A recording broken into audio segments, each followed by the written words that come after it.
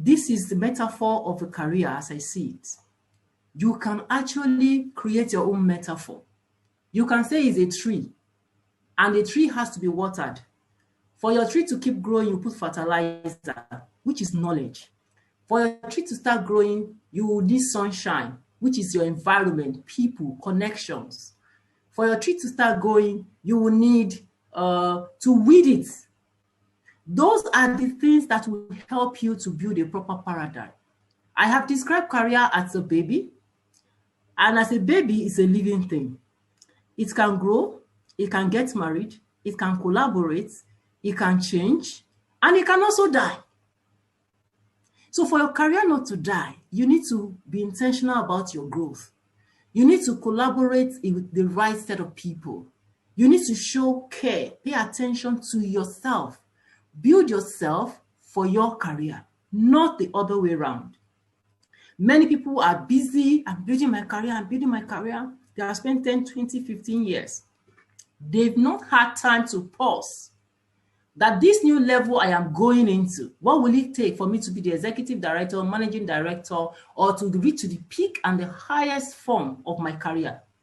If you have taken time to look at it, part of the time you are using to work will be part of the time you will also use to acquire skills. You will need an MBA. You are an engineer, you will need your Curate. You will be here, you will be there. Sometimes you need to attend your professional functions where you meet people who are better than you in the field, and those who you think you can move with, that they can sharpen you and propel you to growth. So see your career with a good metaphor delivers to you a proper mindset that will help you to grow it, that will help you to be intentional, that will help you to pivot when the time comes, that will help you to move up in the ladder. Now, my screen is clear to you right now. So Omoshike, can you confirm that you can see the paradigm shift? Yes, I can. It's clear now. Great. So what do you do to exceed the status quo? I'm going to leave you with just 3 things. UAC. Unmute yourself. You will hear this all the time. And the NSAS version of it is what? Sorosoke. Just speak. Don't attend a meeting where you are just taking notes. Raise your hand. Have a point. As long as you've received the agenda before the meeting, because right now it goes beyond who is more diligent, who is appearing at meetings early, or who is punctual at work, who resumes ahead of the other person. It's more than that. When you go on your virtual meetings, don't just be there, be present. Speak up.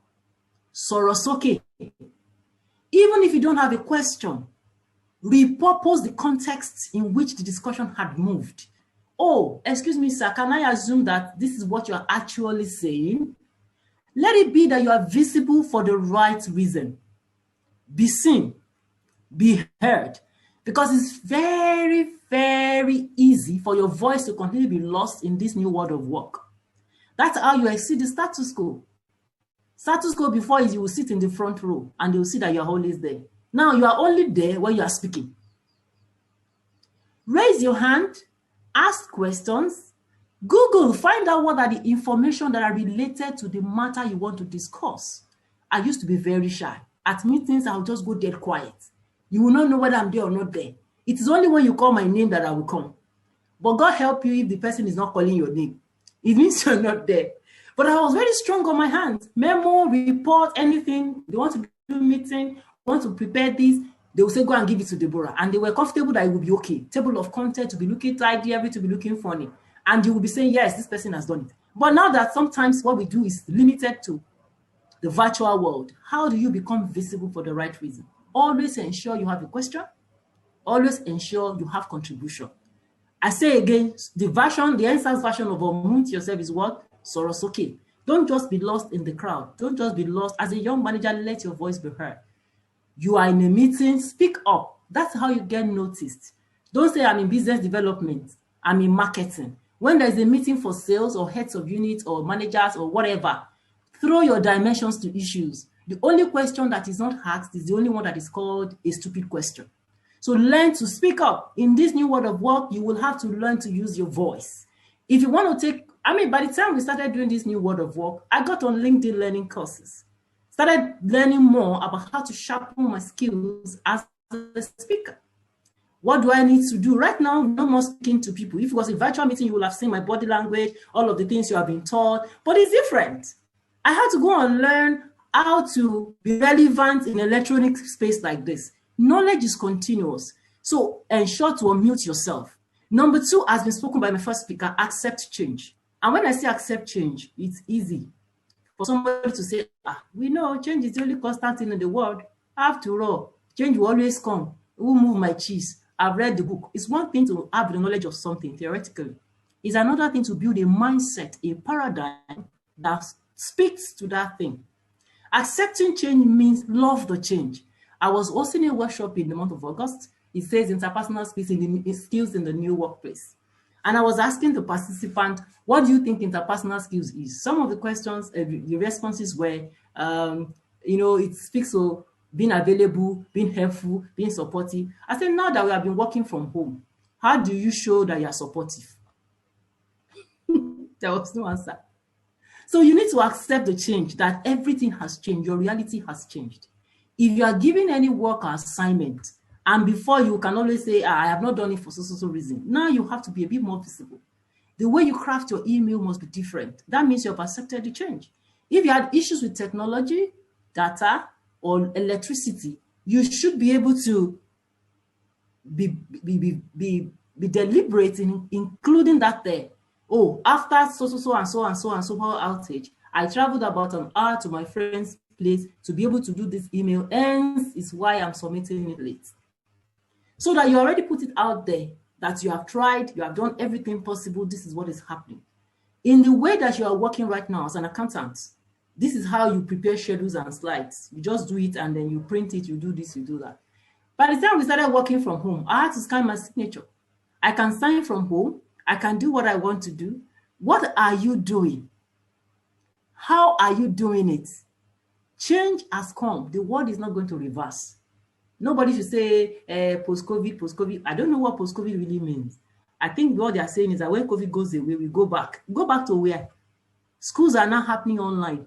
Everything is happening online. You're not going to go back to anywhere. The world has moved and it has moved forever.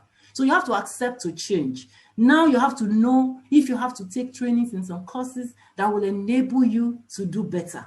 And as we have said, don't stick to this is all I've always been doing in my life. So you have to accept change and live in the reality of change in word and in deed. In word and in deed. The C is continuous learning, which speaks to accepting change. When your paradigm shifts, you will know you have to learn. I learn every day. I mean, when I believe that as a young manager, what you will start managing now is people. There are a lot of mental health issues. There are people you think are okay, they are not okay. You think they're okay, they're not okay. You can't be an HR person. I have not taken a course on social and emotional intelligence. You cannot be, even in finance or anywhere, without taking a course that gives you an appreciable level of your own self-awareness. What moves you? What stops you? What propels you? How do you do what you're doing properly? I later found out in life, a few years ago, that I'm more auditory. When I put anything to my ear, podcast, whatever, I learn faster, I learn better, it sticks well. Before I used to struggle, I know I type a lot, I read a lot, I do a lot of things, but I said that my retention is higher when I am listening. So I discovered me. I took like 5 or 6 different personality profile tests before I discovered many things that I've been doing it the way I've been doing it. So continuous learning speaks to, it's not just, oh, I am a chartered banker, and this is what I'm meant to be doing. After my CIBN, I'll do this, I'll do that. Continuous learning means open up. Open up. Open up. Open up. And that's why you will need courses like emotional intelligence. You will need things that will help you with be comfortable with electronics. People tell me after the meeting, Ma, this meeting is so heavy, and it's a 2-hour meeting. We will normally sit for 4-hour meeting, there'll be no issue. This particular Zoom meeting and all that is so tiring. You have to drink water, you are so thirsty. I say, what is the big deal? Keep your water beside you. Love the Zoom meeting and all the electronic platform, because that is the way you are going. And you have to go and learn how to sit, how to talk, how to position yourself, how to build your energy, how to train your voice. As a manager, you are managing people, next process, and next procedure. Don't get it wrong. You are managing people, and it is the people that you manage that will drive the process. They are the one that will comply with procedure. So if you fail at managing people, you would have put a limit on how you are doing your work. From today, as a roundup, you need to start doing things differently. And what are the things you need to start doing differently? You need to start asking the right questions. This is almost like saying what I've been saying in another form. Don't stay with the status quo. This is the way it has always been done. Our standard operating manual says so. Manuals are made for men, not men for manual. Ask the right questions. How can we do this better? You're a manager. You should be able to suggest ways to improve process. Challenge the status. What you know is a bit of finance, a bit of HR, and you want to improve in your technical skill. You have a friend that is a social media manager. You have this person that is this, that is that. Move with them. Speak to them. A lot of paradigm shift when people associate.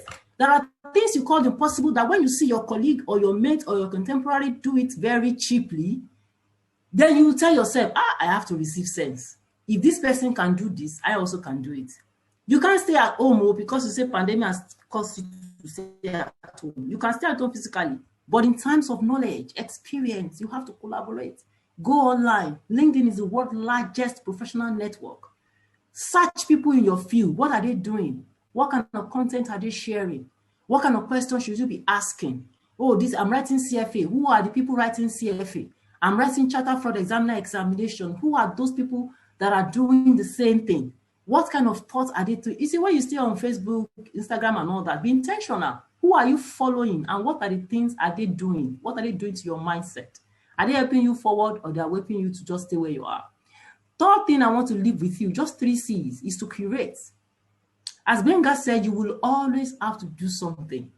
Do something, even though you think you're afraid. Do it afraid. Don't be afraid to come forward and say, can we change the overtime form the way it is to accommodate this and that? You'll be given credit for it. Even if you think, oh, this thing will not work, the only reason you will know it will not work is that you have tested it. Don't be afraid to curate. Don't be afraid to curate. 3 things I'm leaving with you. Challenge, you want to exit status quo. First, define what status quo is right now. Next, project what status quo will not be going forward in the reality of the world that we live. And what do you need to do? Like a gap analysis. You will need to always check, what are the skills I need to build? What are the strengths I need to have? Where are my areas of weakness? I challenge you to take some courses on emotional intelligence. On LinkedIn, you'll see there are a lot of free courses on Udemy, Khan Academy, on Coursera. There are a lot of things. In this season where everything is turning upside down, petroleum prices are going down. Don't blame your employer for not sending you to any training. No. Don't blame them for not sending you to any training. You will have to invest. Invest in yourself. Invest in yourself. Do your career mapping. Between now and 2030, where am I? What do I want to see change? With whom do I want to be working? Do I want to be, where do you want to be? Because we all come from diverse backgrounds, engineering, marketing, and all of those. Where will I be? Who are the people operating in that space right now?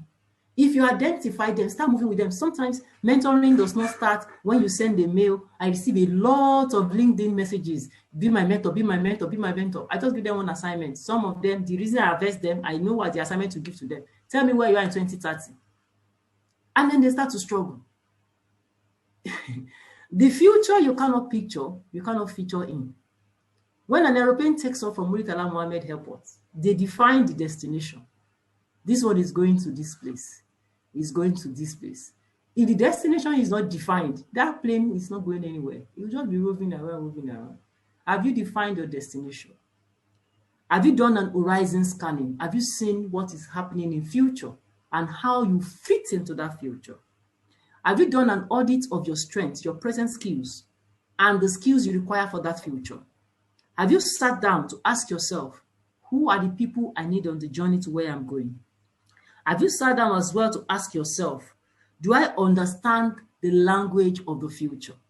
The language of the future as a young manager now is ontological leadership.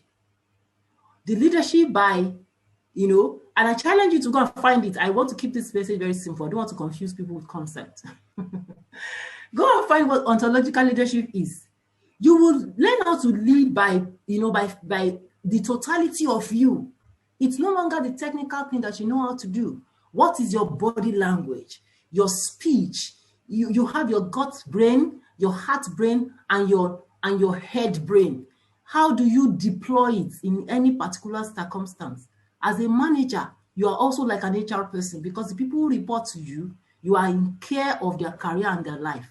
So if you have not led yourself, if you have not done self-leadership correctly and accurately, you will struggle to provide direction for the people that are behind you. So you need to learn more. Open your wings. Believe that everything is possible. You have no reason to put limitation and barrier on your career. The world has moved, and the only important thing to do right now is to move with the world. Change has come. Another change will come. Today is Corona. Next time it can be Nakoro, and it can be just anything. Adaptability, agility, flexibility is what you will find. For example, I started my career in telecoms. You see from my bio, telecoms, construction, audit, and all that. I moved to KPMG Professional Services. I was trained as an external auditor.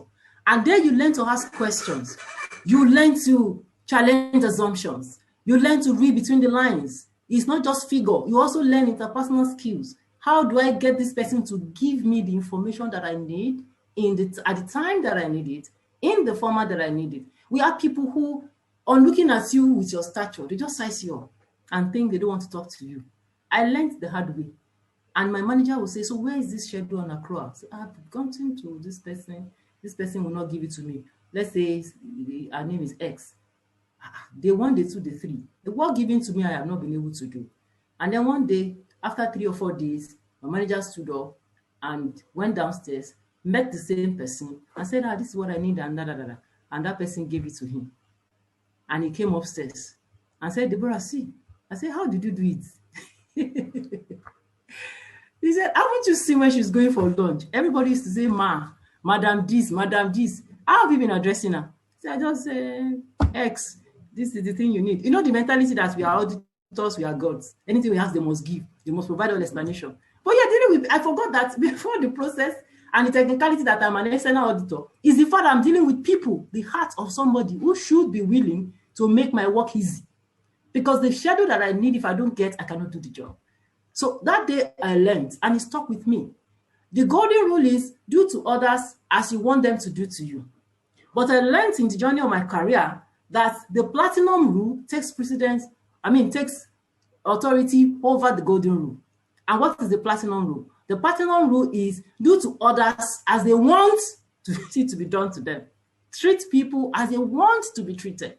Not say in my culture we don't use this, we don't do this, we don't do that. You have to broaden yourself as a manager. Either you're dealing with people behind you or dealing with people ahead of you. You would always have to be adaptable.